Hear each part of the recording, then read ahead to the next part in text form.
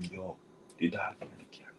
welcome. Hi, everyone, and welcome to today's show. You are live with us and you are watching All Things Lifestyle, where we take ministry out of the box. We take ministry to the streets, to the kitchen, to your place of business, to the boardroom, and wherever you may be. This is what we do. We do the things that are going to implement and show us that ministry can happen anywhere. And so that is what this show is all about. This show is going to take you from church to the street, and that is what we are going to do. We are so happy that you are joining us. We are looking forward to you joining us each and every week. I am Rena Laster, your host, and I will be sharing live experiences with you. I will be sharing life lessons. I will be sharing guests who will share their experiences, and we will just have some fun on this broadcast. So today, our show is going to be on everyday chefs. How you can be a chef in your own right. You know, oftentimes we want to go out, we want to have dinner at a nice restaurant, we want to go someplace where we have a chef, but guess what? You can be the chef in your own house. You can be the chef, you can cook in your own house, and you can do the things that chefs do and have delicious recipes, delicious foods, and everything else just like in a restaurant. And guess what? It does not have to cost you an arm and a leg. It does not have to cost a whole lot of money. So today as my guest, y'all, I have one of my daughters who loves to cook. She is, I call her an everyday chef, and we always call her Chef Liz because she's always cooking up something. She's always bringing something delicious. When she comes, she lives in Atlanta, but she's always bringing something delicious when she comes down that she has concocted, and she is good at that. And so what I thought we do today, and I wanted her to just kind of give us a taste of how she does that, because the thing about it, you go to work, the kids go to school, and you do not want to come home and be in the kitchen for 2 or 3 hours after your day is over. You want to be able to come in, you want to be able to have a good meal and enjoy yourself and not be tired when it's all over. And so that is the purpose of what we're going to be doing today. So Chef Elizabeth is with us. She's going to talk about what she has prepared for us. She's going to walk us through it and show us how to do that so that you can have fun at home when you're preparing meals. So, hey Liz, how are you? I'm great. How are you? I am great. And I'm glad to see you here. Haven't seen you in a couple of weeks. Miss you, and I'm glad that I get to see you on this platform. Yeah. So, you are going to be showing us a meal. You're going to prepare something, and you're going to talk about how you prepare it. So, first of all, Liz is my third daughter, and she's a young, y'all, she's real pretty, so you can be pretty in the kitchen too. And we're going to talk about how you can do all of that. But y'all, really, I want to make this fun. And in the kitchen, you can do activities together as a family. And this is something we used to do. And we do it when Liz comes down. We'll all go in the kitchen and we will prepare something, or we do potluck and we put it all together. And so, Liz, what are you preparing for us today? Today we're going to be doing pork medallions, which are it's just a pork loin sliced about a half inch to 1 inch thick, and we tenderize it. You want to tenderize it by giving it a nice pounding with a meat tenderizer, or you can use plastic wrap gloves, and your fist, and just tenderize meat. We're gonna be doing pork loin. Okay, so you said that you can tenderize it with your fist.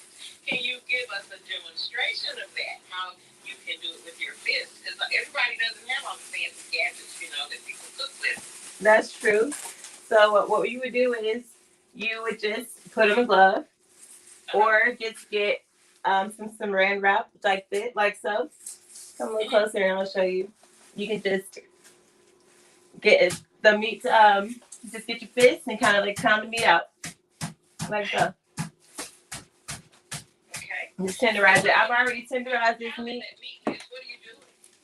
Why are you pounding it? You're tenderizing the meat. You want to make sure it stays nice and tender for you. This is a very thin cut of meat, a very lean cut of meat. So you want to make sure it's nice and tender. Okay, all right. So then after you do but first of all, so does the meat come already sliced or? Oh no. This is an entire pork loin that I've cut. So if you utilize the entire pork loin, you can have dinner for 2 or 3 nights if you want to have leftovers, or you can even freeze it if you want to have it for another night. Oh, okay. And this is a pork loin that's about how many pounds? This is a 3-pound pork loin that I got today. Okay, all right. So you get the pork loin and you sliced it into thin slices, right? Yeah, about a 1 inch to about a half inch to 1 inch thick. Yes, and you tenderize it. And you're gonna tenderize it. Okay. So what happens after that? So after you tenderize the meat, we're gonna move on to our flour mixture. Now with your flour mixture, you can get a little fancy. Now this is when you want to kind of play with your own flavor palette. Today, I'm gonna kind of do something a little bit different. I have some Parmesan cheese here. I've never tried this in my flour mixture before, so this is gonna be different for us. So today I have some rosemary, a little bit of basil, some paprika, salt and pepper, and like I said, the Parmesan. And just add it to your flour here, like so. And then you want to mix it together.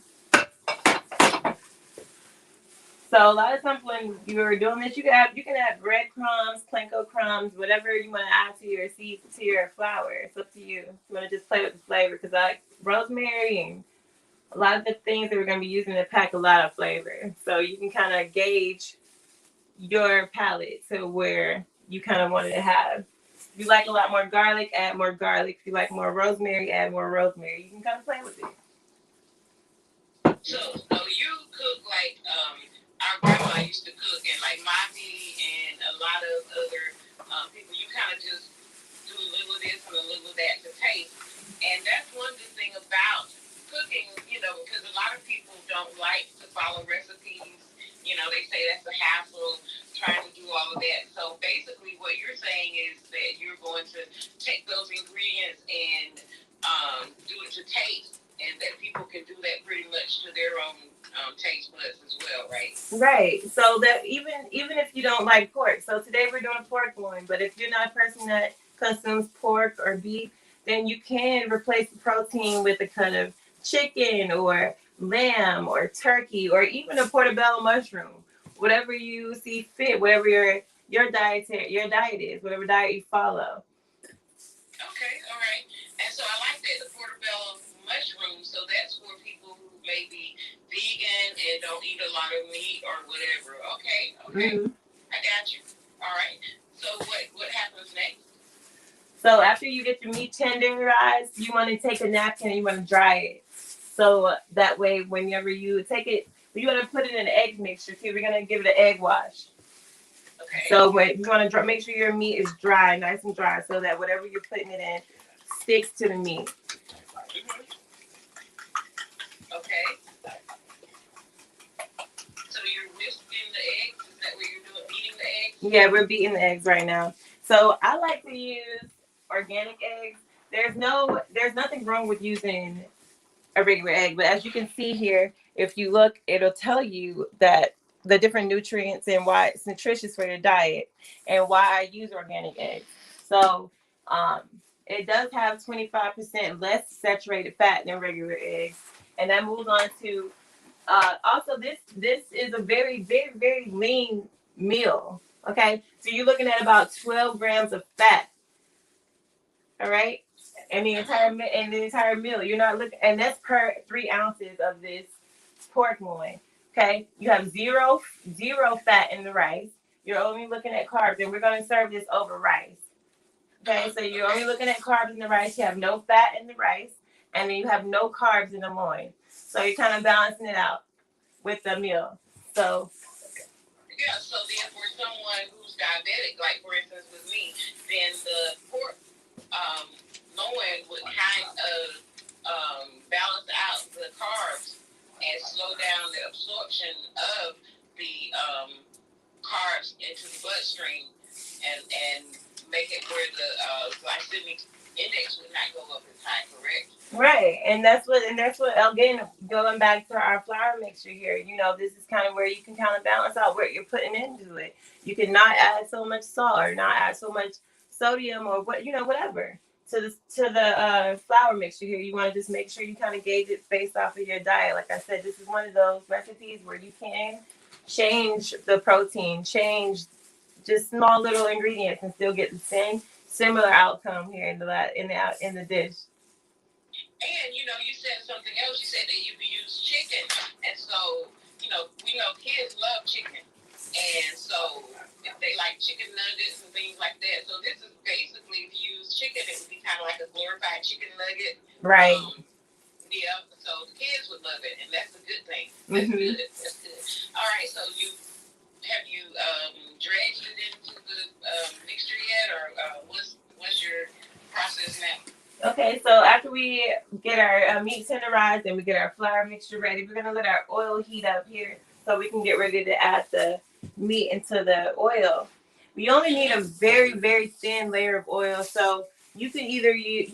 We want to use a higher burning oil, so we want to use maybe a vegetable oil or a olive oil. Even the avocado oil will work. Sesame oil. Any of these oils are like more of not necessarily a healthier diet, but they're different options for you, for you to use other than vegetable oil, which is kind of heavy. But tonight we're going to be using vegetable oil, but you can only use a very, very thin amount. You only want to we're searing this, we're going to be searing this pork loin today, so we only need a very thin amount. Okay, all right. So you've already battered it, and are you battering it while the oil is heating? Yeah, we're gonna be battering it while the oil is heating. We're gonna keep cooking over medium high heat. I do also let my meat sit at room temperature for a while I'm getting all of the other ingredients together, while I'm getting the rice prepared. Like here, I do have the rice already getting pre-cooked because it's rice.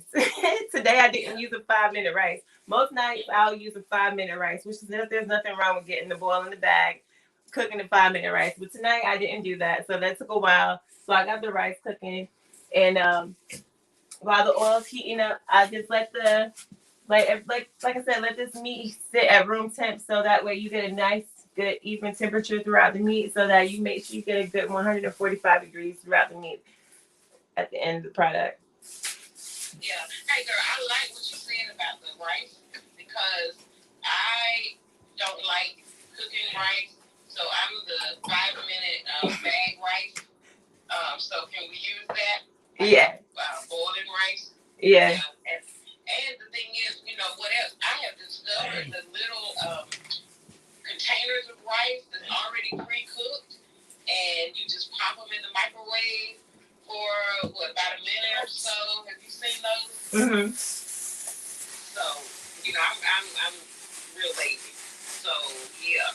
So that might be an option too for families who don't like to go through all that process. They could just get the rice that's already done in the little containers and heat it up or whatever. We're talking easy meals, easy peasy meals. Where you come in and you don't have to be in the kitchen forever, but you have a really delicious meal. So now you're doing what? So I know you probably noticed that I just changed my gloves. So I do keep food grade gloves in my kitchen, especially right now during COVID. It's super inexpensive. It costs me about $4 for a box of gloves, and you get about 150 gloves in the box. Oh, actually, I got 500 gloves in this box for $4. So you know, when So you're you touching, changed your gloves white. because you know you're touching stuff, you're touching the knobs, you're touching the raw meats, you're touching different things, and you're kind of transporting different things different places. So it's just a very inexpensive way to keep down the transportation. I'm sorry, of the germs. Very good, very good. Safety, safety. That's what it's all about. Okay. Yes. All right, so it sounds like our oil is heated up enough. So we're gonna start putting some of our pork loins in there.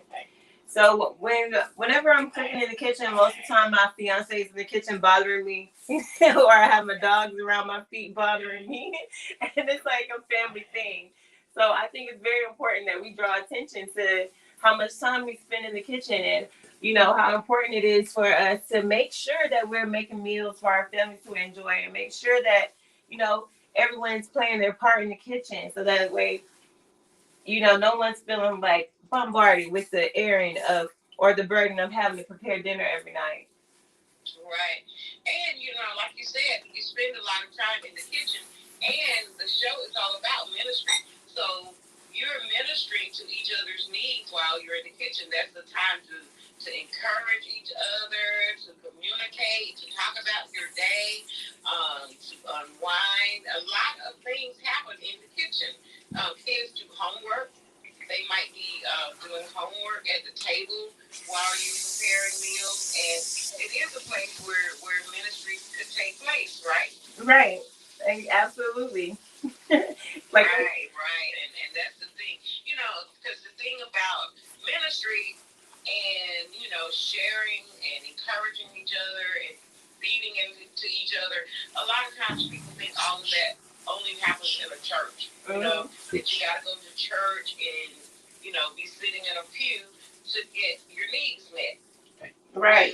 As you are showing that we can actually get those needs met in the kitchen as well, right? Mm-hmm. Yeah. Okay. So when you were growing up, do you have any memories? I know I cooked some, didn't cook all the time, but do you have any favorite memories about growing up and being in the kitchen? Or it could be at your grandma's house or, with my house, wherever.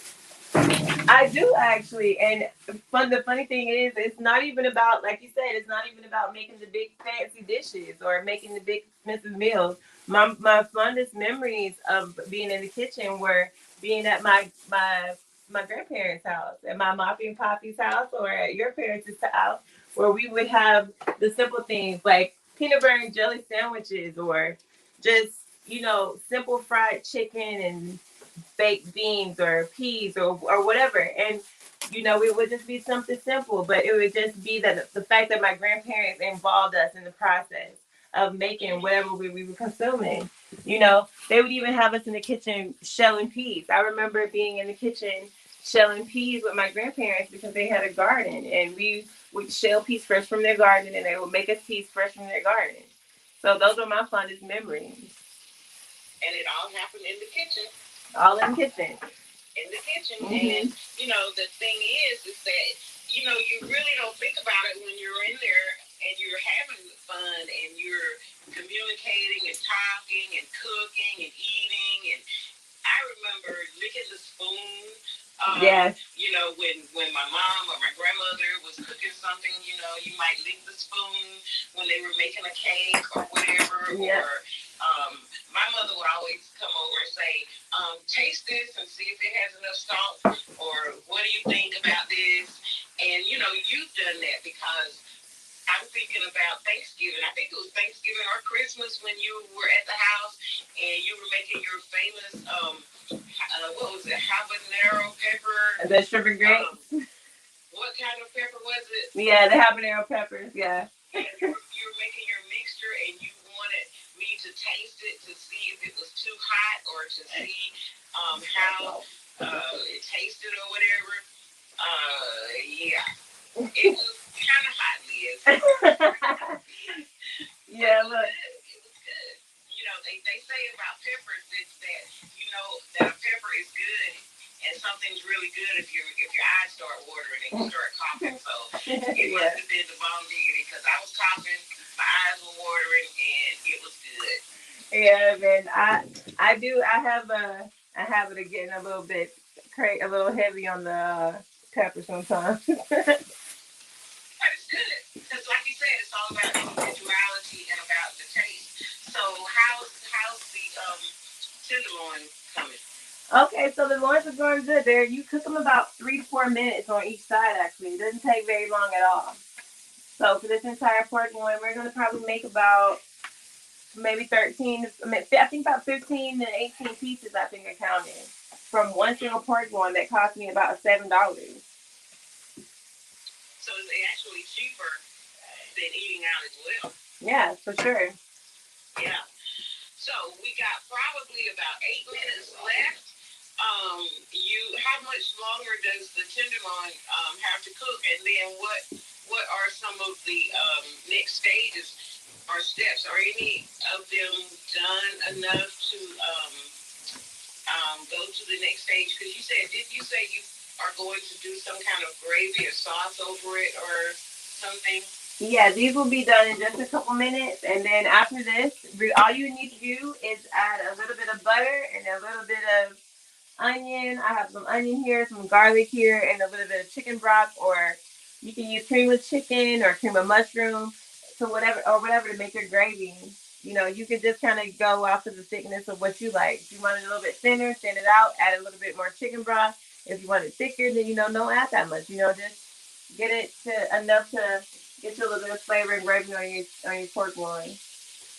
So when you finish, do you garnish your dishes? Yeah, I do. Yeah, you can garnish it with a little bit of basil or a little bit of parsley, a little bit of green onion if you have some. Even white onion, actually. People people doubt the white onion, but the white onion is a great garnish as well. Because a lot of people don't like a lot of onion. Right. Right. But and then they say that half of our eating is with our eyes, as well as with our taste. Mm-hmm. So if something is appetizing looking, then you pretty much know whether or not you want to eat that. Mm-hmm. Okay, yeah. So they're nice and brown, light brown. Yeah, you see how they're starting to get really brown on the other side? We want to make sure we get them just like that, and then we're going to pull them out and make our gravy. Okay.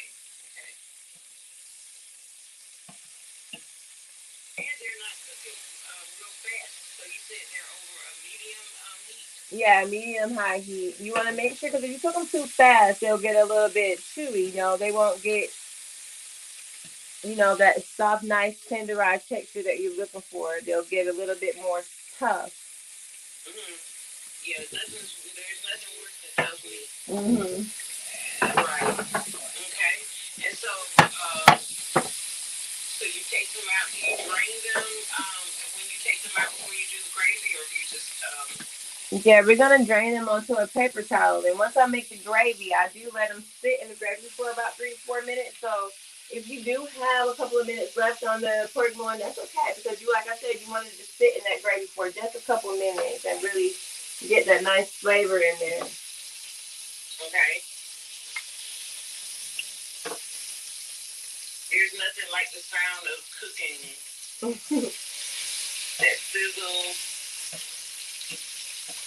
Yeah, I'm sure this meal will be appreciated. And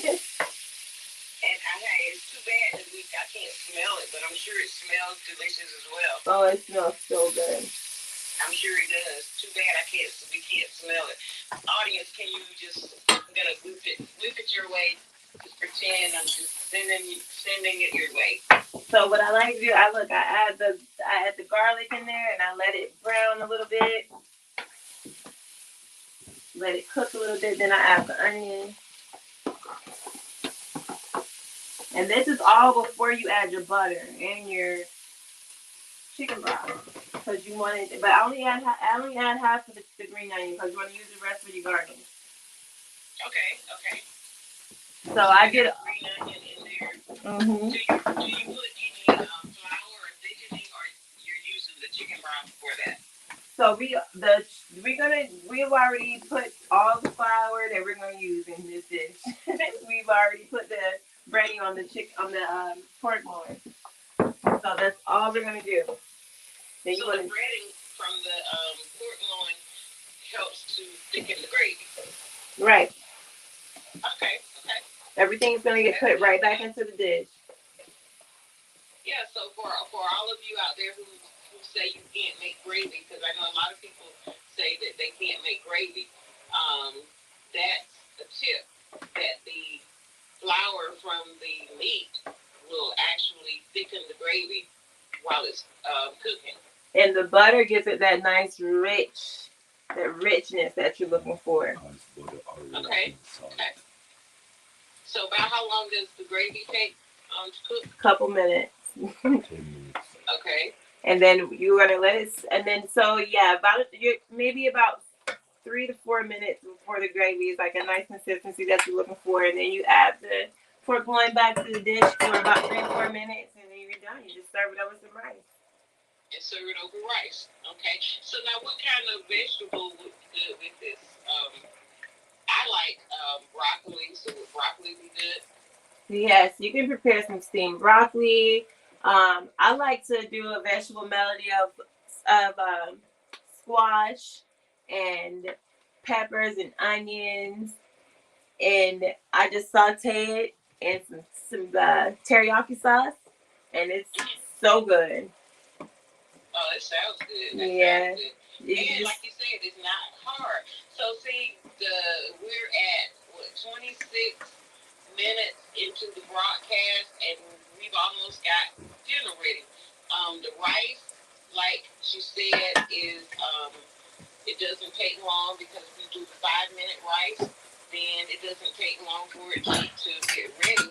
And then as far as vegetables, you can buy the frozen vegetables as well if you don't want to do the fresh vegetables. But it's all about being in the kitchen together.